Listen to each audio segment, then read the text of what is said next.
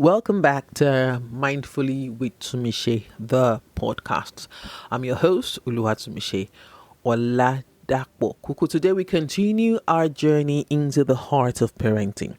But as it's a special month that is June, the Men's Mental Health Awareness Month, we'll be diving deep into conversations that matter most, exploring the challenges and triumphs of fatherhood and beyond. This week, I am excited to sit down with an old friend who has dedicated his life to understanding masculinity. His story is powerful, and as you listen, you'll understand why his mission is so important. Our conversation was so insightful that I've had to split this conversation into two episodes. In this first part, we delved into the spiritual and existential aspects of masculinity. So get comfortable and let's get started.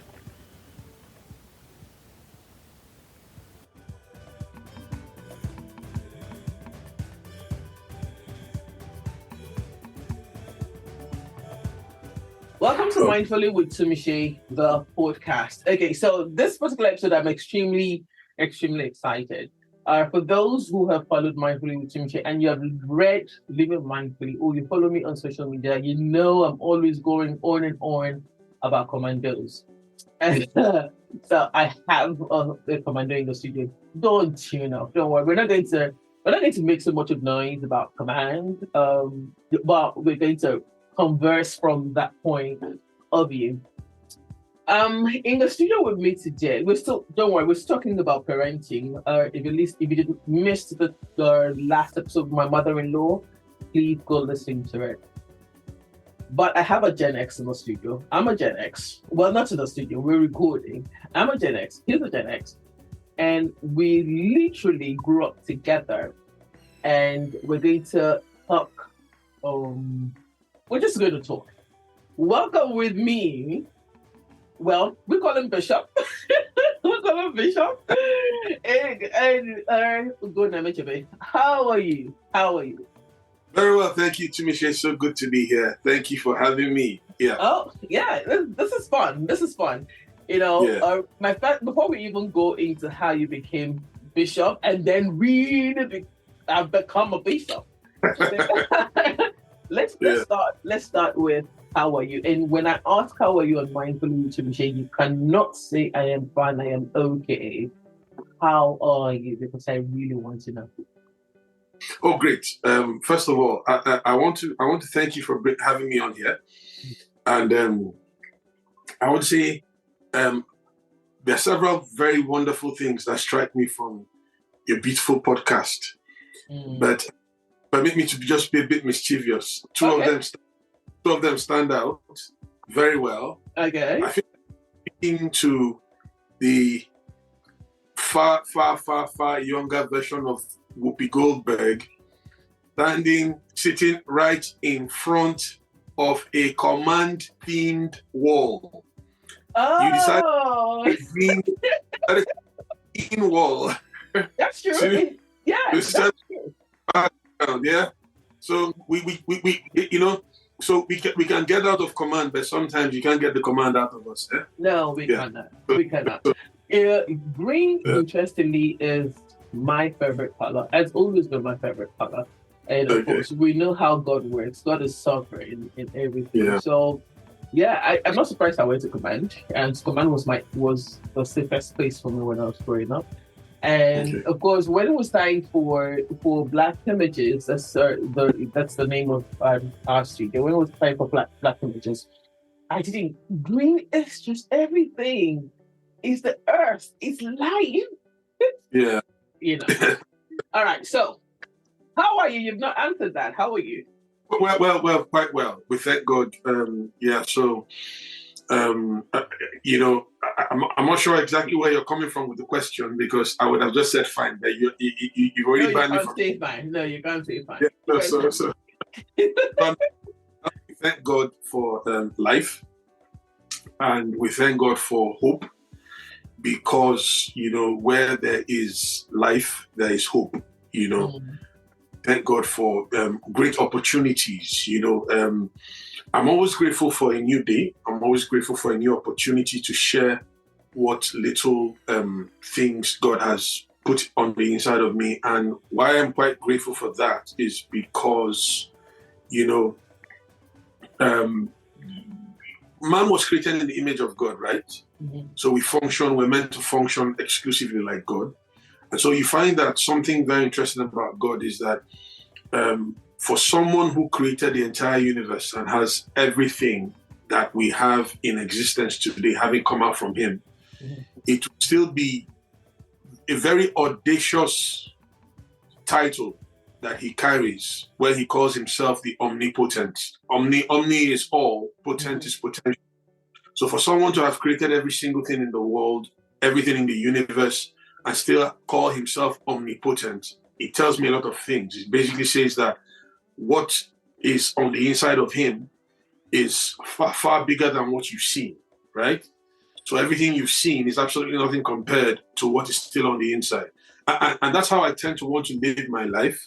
I want to realize, I realize that, and I realize with people I speak with as well, that everything you have seen, just for like mindfully with Tumishe, right? Everything you've seen on this podcast is absolutely nothing compared to what is still coming out of it. So when you ask me how I am, it's always from glory to glory, from heights to heights, greater and greater. And so that's it for me, yeah. Okay.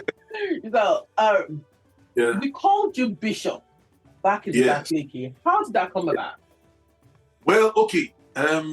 Very honestly, it came about from the 1992 Black Image film, Juice. Oh. Yes, that was done with Omar, Epps, and Tupac Shakur. That was, I think, Tupac Shakur's debut in Hollywood. Movies, yeah, true. So he was Bishop, yeah. That was his nickname, Bishop, And then, but you see, God has a very funny sense of humor, doesn't he? Yeah. Yes, it does. So of all names that I could have picked for my nickname, it was that one, And then lo and behold, and it's really funny, because right before I came, I was a transfer student. Remember, I was a transfer student. Yeah. I came in SS1, and we were together from SS1 through SS3. We did everything. So initially, the funny thing was that, I literally got kicked out of the previous secondary school where I was, and that was a junior seminary, right? Oh, wow. Yeah, it was a junior seminary. And interestingly, of all my siblings, my father decided that for some reason, and my father was not particularly religious, he wasn't. We grew up in Lagos, and we attended this Anglican church called St. Saviour's on the island. And, my mom was the one that was taking us to church, right? Most Sundays, my father would sit back at home, or go to Ikoyi Club or something, And so, it wasn't because he was particularly religious, but my siblings went to federal government college, right? And then for some reason, he decided I was going to go to this junior seminary. And so I reacted against it. I hated it. I couldn't come to terms with how this man would want to punish me in this way, right?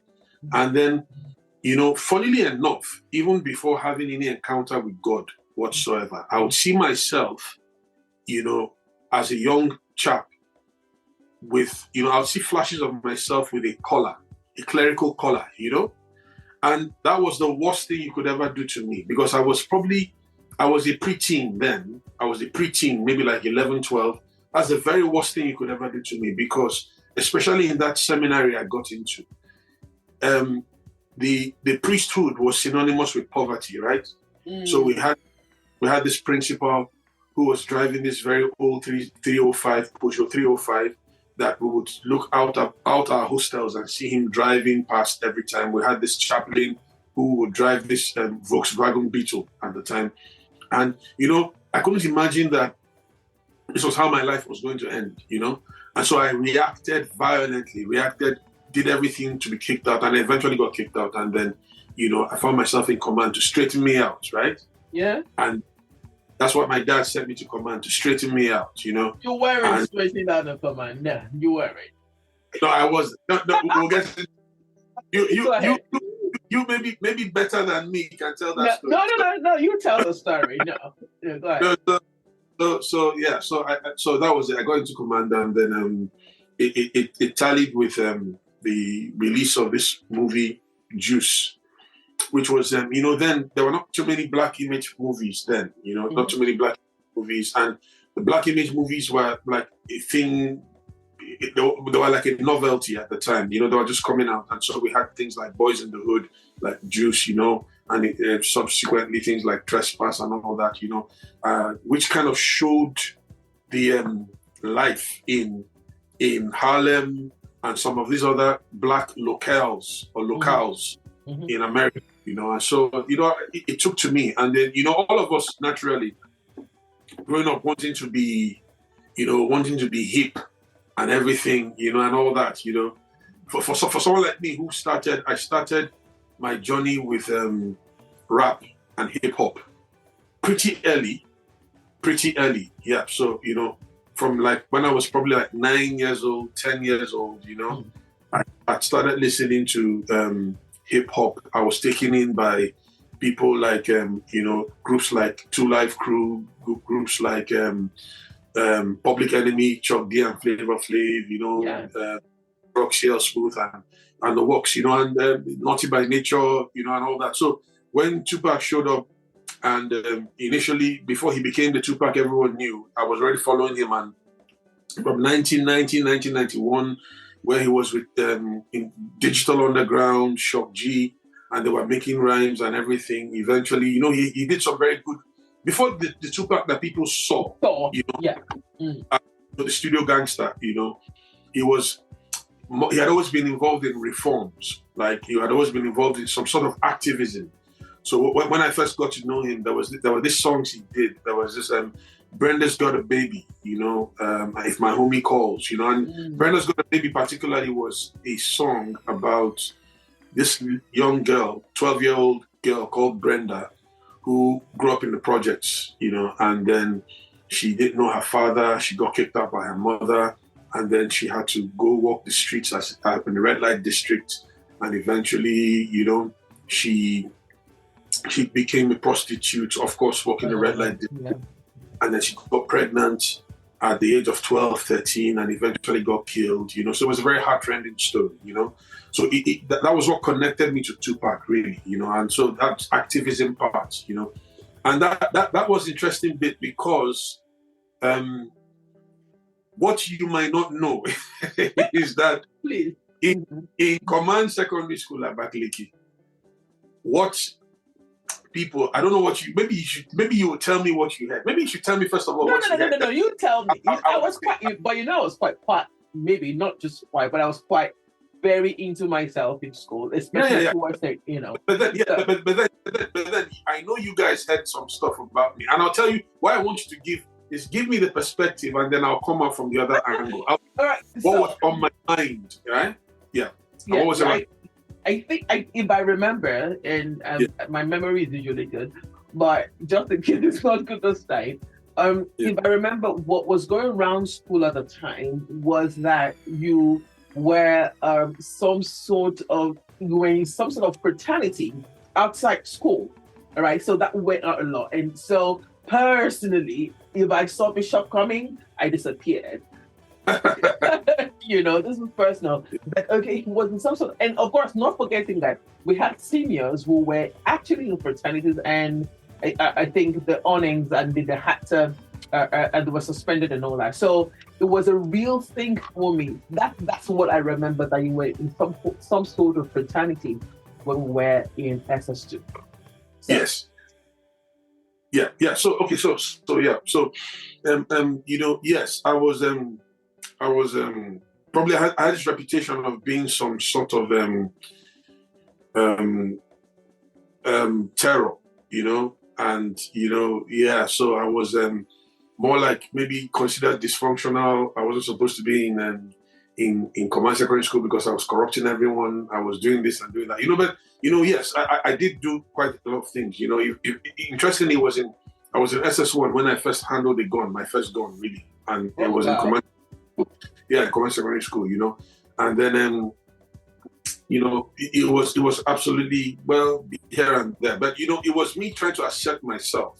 But then there was also interesting that some people might tell you, there might be some other people that might tell you things like people like Tupac or Okeke, and some other people might tell you that I tended to I gravitated more towards the weak, right? And that's why I'm telling you this, so you can understand sort of my thinking and my background, which was, like I said, it got me connected to like Tupac Shakur, not because he was a gangster, but because of that activism part of him, right? So I saw myself, actually more like attacking my classmates and age mates and even punishing them, shockingly. Punishing my age mates while defending the juniors. That's what I have in common. What I have in common, yeah. So I was almost like sort of particularly amongst the junior students, I was quite popular. Yeah, because some sort of Robin Hood, So it would hurt me to see someone oppressing a junior student. And then even if though you were my age mate and everything, I'll warn you, get off that kid or I'll deal with you ruthlessly, And people didn't do that, and then I turned on them, and so yes, I had a group, we formed a group, had a fraternity. Outside school, yes, I was inclined towards a certain confraternity, and then that confraternity, we were involved in that confraternity, but then within campus, or rather within the school. The school, yeah. Yeah, within command secondary school at Bakaliki, yeah. So it was that activism, sort of, this thing about having this morbid hatred for injustice and oppression, Yeah, and so that was it, And so when I fell out with some people who were seniors at the time, actually, someone like Precious Irubo, I don't know if you will listen to this, we beat the crap out of him, Awesome. Precious is an awesome person now, though, but then, no, he wasn't. No. Then I hated his guts. He and some of his friends, and and maybe I guess now we're all much older, and probably seeing them will be a different thing entirely. I guess must have turned a new leaf, But then, that was it, because my dislike for him and my dislike for some other people like that at the time was because of the way they treated the terror of junior students and everything, yeah. And so I and my group sort of targeted them, if you will, Yeah. Hopefully it's yeah. So, but now that was. All right. So this leads us to where this conversation is going to today. How our stories of origin impacts, in everything that we do, and most importantly, in parenting and fostering, or should I say, birthing the generation after us. So if you're going to, what's the word I'm looking for now? If you're going to thread your story of origin and everything that you've said thus far, so you being a minister of the gospel, well, as far as I'm concerned, you're still bishop, the activist bishop. All right. So if you're going to thread that, how has the story of you being in a junior seminary and then coming to command and then eventually being a minister of the gospel affected you in the way you interact with your family now? Okay, well, my family, that's an interesting question, because I haven't always followed the conventional path, if you will. My being in the junior seminary was sort of what, kind of kindled the question concerning, or the notion that I could serve God, right? And so obviously that was something I rebelled against. Core reason why I got kicked out and I eventually got into command. And then eventually, the rebellion didn't stop, because eventually I was kicked out by I of one in command. It was, it was the indefinite, it was an expulsion, but he now changed it to an indefinite suspension. Indefinite suspension, and then but I was allowed to come back, and I did my WAEC and everything. Yeah. So for me, it's interesting. I'll tell you why it's interesting. Yeah. So usually when I talk to people, because I'm very passionate about something, there are several things I'm passionate about. I'm passionate primarily about helping people discover the will of God for their lives. Mm-hmm. So I'm very passionate about helping people discover like how to deploy their potential for the betterment of their generation, right? And I'm convinced that God, there's nothing like a biological mistake, okay? Mm-hmm. The only reason why we're all here is for the reason why we are, if you will. Yeah. So we are what we are, why we are, okay? So that's why we are here. We were brought in for this reason. And so, I feel as though, a question was asked before you were born. Your relevance is found in your relevance is found in discovering what question it was that was asked before you were born. Yeah, so that's basically what it is. So, okay, like God wanted to create the world, right? And so the question was, who do I start this project with?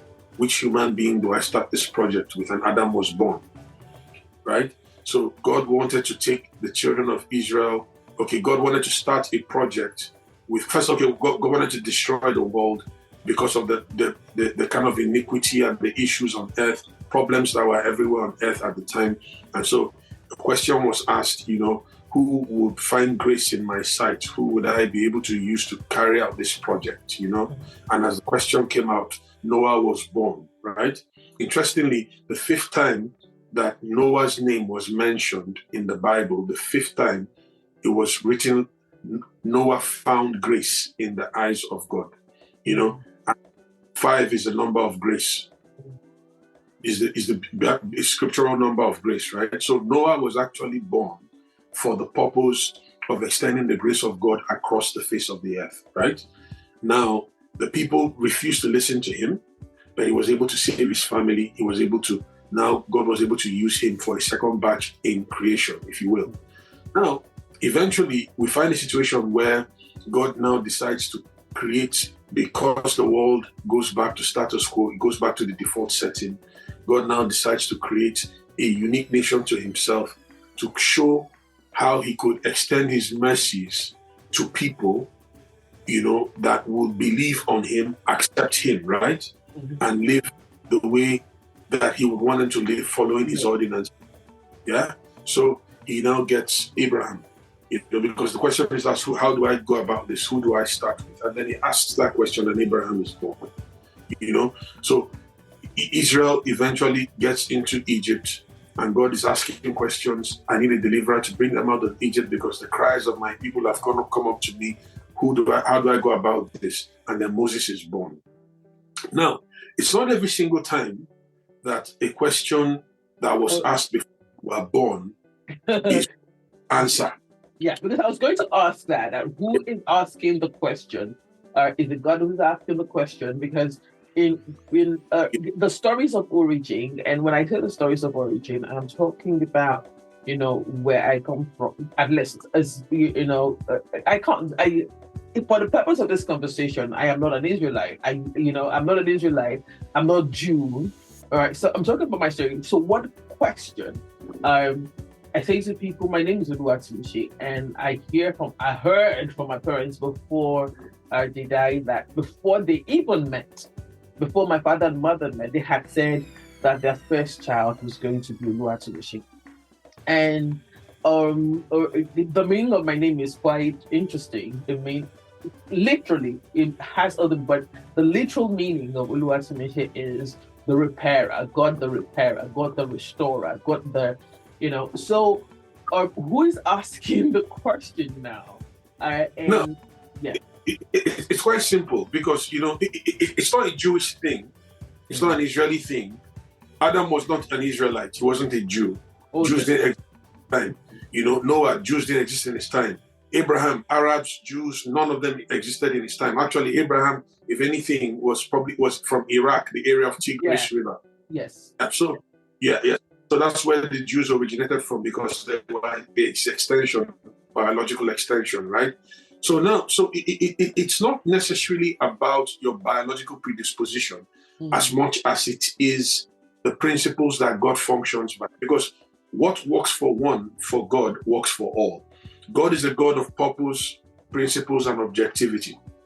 So the purpose, for instance, why I mentioned how he spoke about Israel, taking Israel to himself, was not because he wanted to make Israel an exclusive nation such that no other person gains access to him, but it was to demonstrate through Israel what he can do for any other nation that will seek to submit themselves to his counsel and follow his ordinances, right? So that's what it is. And so you as a person, because the question is this, you asked who asks the questions. Only one person asks the questions. Any relevant question that is asked by only one person. And I'll tell you why I say that. The purpose of a product is found in the question in the mind of the manufacturer before the product was created. Nobody creates a product and afterwards decides what the product will be used for. Everybody asks a question. Like you're wearing headphones right now. Whoever created the headphones originally did so with an intention in mind. There was something he had on his mind. What he wanted to do was to ensure that he would be able to amplify sound in such a way that the sound will be amplified, but it will not serve as a nuisance to the immediate environment. It would be something that would be kept within the custody of the person who required the amplification of the sound. And so the earphone, which you are with at the moment, you're listening to me loud and clear, but if there's someone else in the studio with you, the person probably won't be able to hear me, right? So it wasn't like the manufacturer created the headphones and then eventually decided what the headphones would be used for. The question predates production. All right. Okay. All right. So the question that was asked concerning you, if you consider yourself to be a product, just like the headphones, the manufacturer here is God. The question is, what did he have in mind for Oluwatumishe to be before Oluwatumishe was born? So it's not a decision that's down to your parents. It's not a decision that's down to you. I usually tell people your assignment in life is not your decision. Your assignment in life is your discovery. You need to discover what the manufacturer had in mind before creating you. And then when you find that, 50% of your journey to relevance has been secured. All right, so let's backtrack a bit now, because I'm going to sound a little bit esoteric in a moment. We all are, just like you said, a function or a projection of our ancestors, right? And as we try to answer this question that, of course, God has asked, and like you say, we're trying to, what's what I'm looking for? We're trying to cover the earth with the answers that we are finding. What exactly, or how exactly should we be answering this question? Because you find in parenting, there's a lot, especially in passing on generation to generation, from going from one generation to generation. We all know that things went bad, and let's even leave out the Bible. In your immediate history, the way, just like you said, the way your father, for some reason, picked you out to be the one. And then you went to back thinking, the stories that seem to be dysfunctional and seem to form us, how then do we then begin to rewrite the story as we burst and hold the hands of the next generation? Okay. Yeah. So, now, interestingly, your journey, why did I say God asks a question, or God asked the question before you were born? Now, that's an interesting concept, because your journey is both individual and corporate. And I'll tell you what I mean. Okay? Now, there are no two Oluwatumishes in the world like you. None look like you. None have your DNA, none have your fingerprint, none have your disposition, none have your personality and temperament, the same exact biological makeup, physiological makeup, psychological makeup that you have. No two people have that, even if they cloned you. The truth of the matter is, with the cloning mechanisms in the world today, even if they cloned you, they will not be able to create you. And it's quite simple. Man is fundamentally a spirit that has a soul and lives in a body. So even when you're able to clone a person, as long as the spirit is not from God, you cannot get 100% match. That will not happen. But that's the topic for another. Complete talk for another day. Yeah. So now you are unique. That's the point. And even though you are unique, there's a very fine and delicate balance between the pursuit of your individual purpose and the pursuit of your collective purpose. And I'll tell you what I mean. Now, because you are unique, there is something that is defined for you and was defined from the very beginning, before your conception in the mind of God. However, there is also the corporate dimension to your existence. And by corporate dimension, what I mean is this. We bring it down to the family. God is a generational God. And this is the reason why he is the God of Abraham, Isaac, and Jacob. Now, in my podcast, Manifest, I had this on Manifest. I had my very good friend and brother, Nia Disoya, showed up at some point, and he was involved. He had an episode with me, and we talked about building transgenerational wealth. And part of what we were discussing, what Nia and I were discussing, is that, Nia spoke about a family, the Medici family, who lived in Florence. And that was before, that was when you had city-states, right? Most of the world was in city-states, Europe in particular. City-states, they didn't necessarily have the configuration that we now call countries, right? So Florence was just a city-state in Italy. And at that time, the Medici family had prominence in Florence for probably 300 plus years or something, And so they were very, very prominent. They were very rich. They were massive industrialists. And so Nia used that as a case study for our discussion. What made the Medici family so prominent? We were having this conversation, and he stated that 100%, because it was a Harvard review, it's a Stanford review, that showed that 100% of millionaires in the first generation, 100% of millionaires and billionaires in the first generation, when handing down the wealth to the second generation, they discovered that it was only 64% that got the wealth, 64% of the second generation, right? So from 100% in the first generation, it only translated to 64% in the second generation. By the time it moved to the third generation, it was about 30+%. I'm not sure of the exact percentile, but 30+%, right? And by the time the transference happened to the fourth generation, it was only 16%.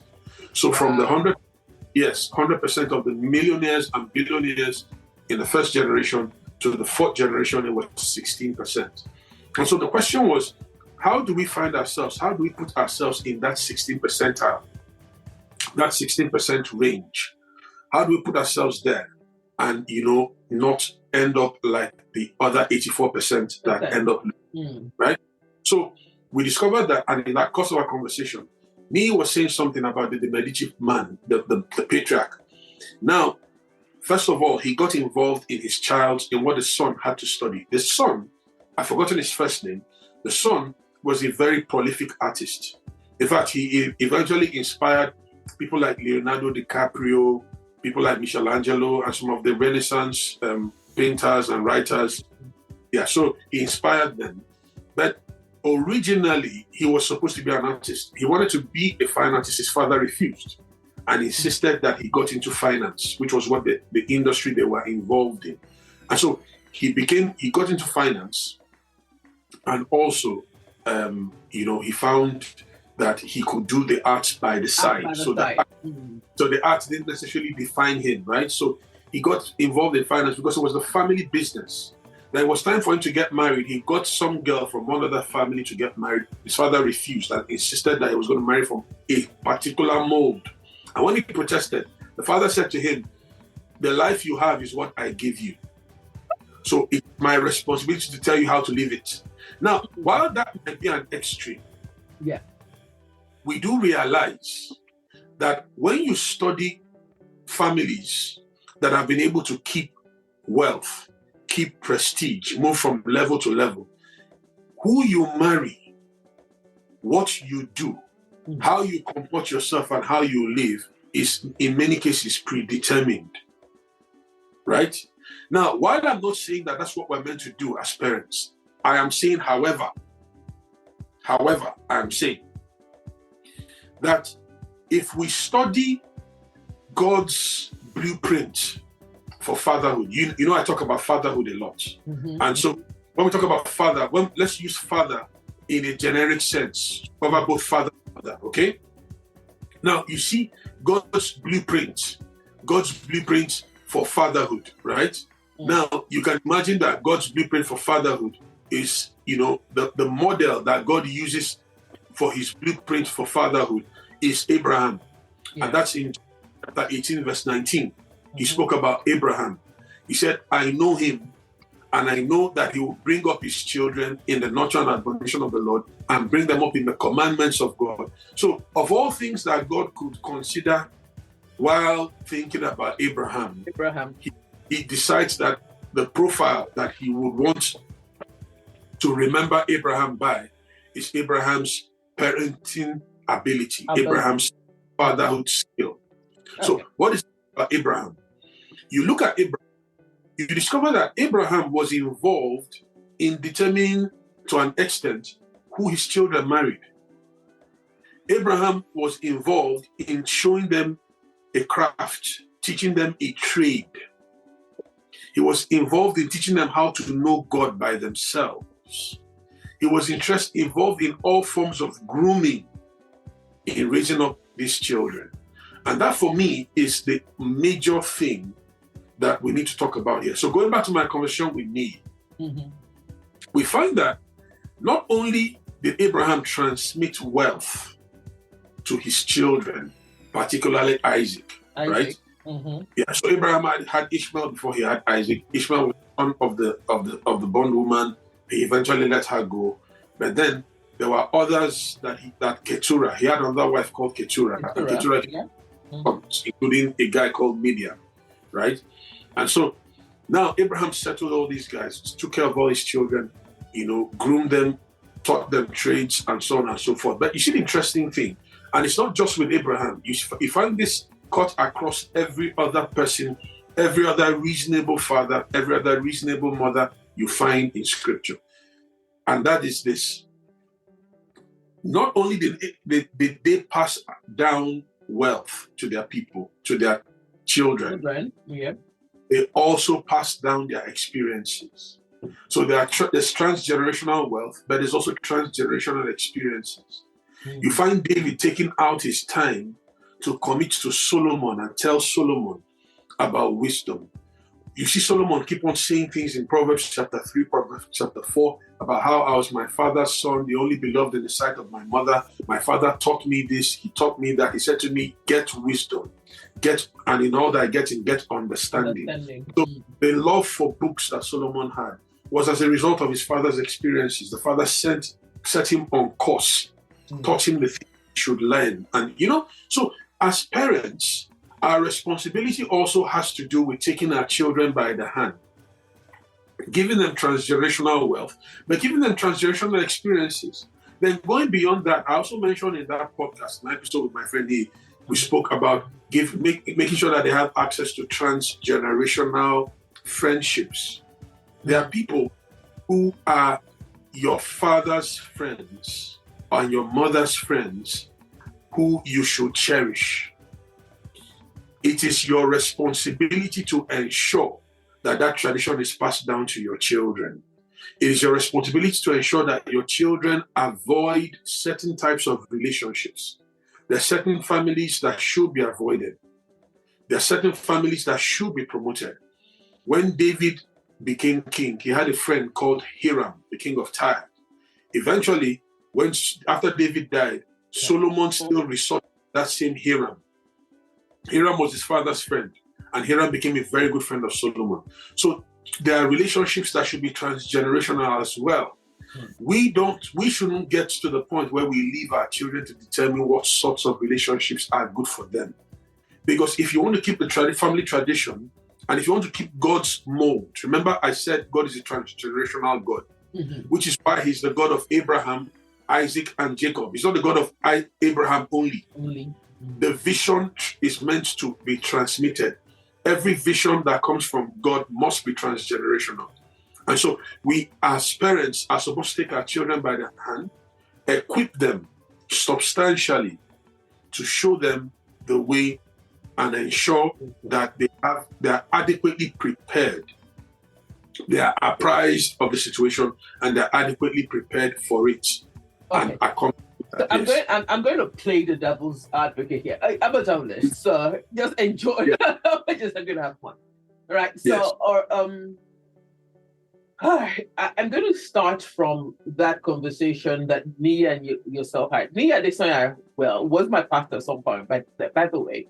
Back in day stuff.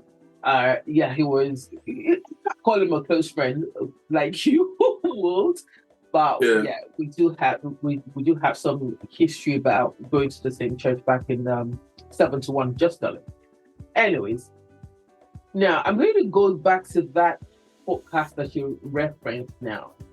When the father said, "The life that I gave you," that is pretty strong, isn't it? That is pretty strong, especially where there is obvious dysfunction. Right? Yes. I know that you're speaking from what God, the manufacturer, meant for it to be like, to look like. Yeah. And I'm going to also use David that they've used because it also had Absalom, it had Adonijah, it had Tamar, But funny enough, if one of my babies and I were talking about this yesterday, David and Solomon and David, Absalom and Adonijah and all of that, and it's as you said, it's like Solomon was raised, but the other children were reared, right? And it when there's obvious dysfunction, which then shapes a person, how do we then begin to correct this dysfunction, right? And this is not just for Christians, for anyone, okay? So if we're going to speak to someone now, especially one who's not a Christian, who probably is an atheist, who's an agnostic, who's whatever, if there's obvious dysfunction and everything that the supreme being, God, however, universe, wanted it to be like, where do we begin to correct that in the face of what is obviously visible right now? Yeah. Perfect. All right. So, like I usually say, and you referenced it in my podcast, I'm a Christian. I look at things from a Christian worldview.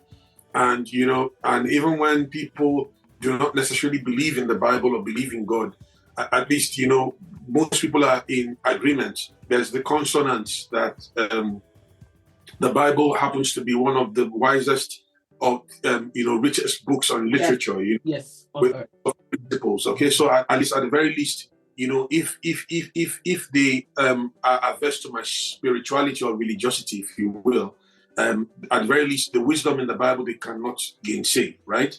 So let's take a look at it from that perspective, okay? Going forward as we have this conversation. Mm-hmm. Now, let me also say this, dysfunctionality, like you are pointing out now, okay? You spoke about something, I like the way you put it. You said Solomon was raised, and then Absalom, Adonijah, and all the other guys, Amnon and co were reared. Yeah, so that's an interesting point. But, I would then ask you the difference, it's a rhetorical question, so you don't necessarily have to answer. All right, okay. But if you want me to answer, I'll answer. Yeah. Oh, that's nice. All right, so like you said, it's rhetorical. Yeah. Yes. How see the way Solomon turned out and how in how, or even what his mother said to him in Proverbs. That's one Yes. that we have again. We have, but we have Absalom, we have Adonijah, we have Amnon. We know what they did. They were like wild packs. Yes. The same thing with the 9, is it 9 now? That would be 9 children, because I want to believe that Benjamin was also treated the way Joseph was treated, right, by Jacob, right? So, Yeah. and one of the interpretations of I think that's the Prince of Egypt, or Joseph. I must have watched it somewhere. One of the ways they interpreted Jacob's role was when he was trying to talk to Joseph. He said, "Your brothers are like wild packs, so you have to give them some grace." So there is, in as much as the Bible is where for God is where for us to go, we do not have truly models that we should follow from the scripture. And you can correct me. Solomon eventually still turned out to be like David when he came to women and all of that, because again, that was what was modeled to him. That was what was right in front of him as he grew up. Yes, David took time out to sit him at his feet and put him on his lap and talk to him and give him and all of that. And of course, the child of promise. So there is something that is missing. That is what I don't know. That's what I'm trying to look for. What is it that is missing? Because, of course, we are on, like somebody, I think it was C.S. Lewis who said that this side of eternity is enemy's occupied territory. Right? We are in the enemy's occupied territory. So how do we manage all of that? Yes, we know how God wants it, but how do we manage the fact that we are in the enemy's occupied territory in the face of all that is facing us? Yeah.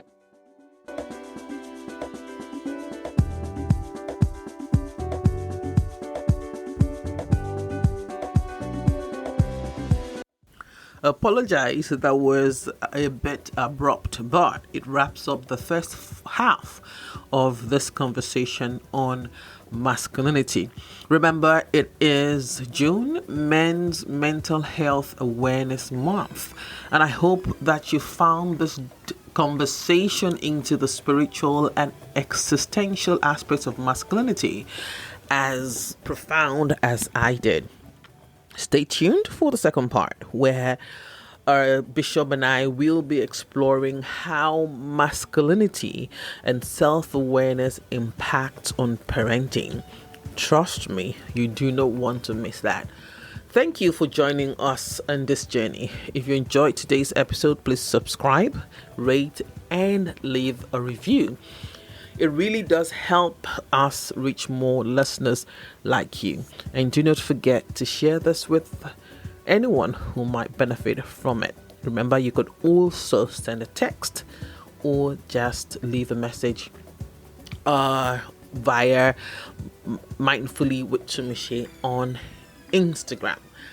Until next time, stay curious.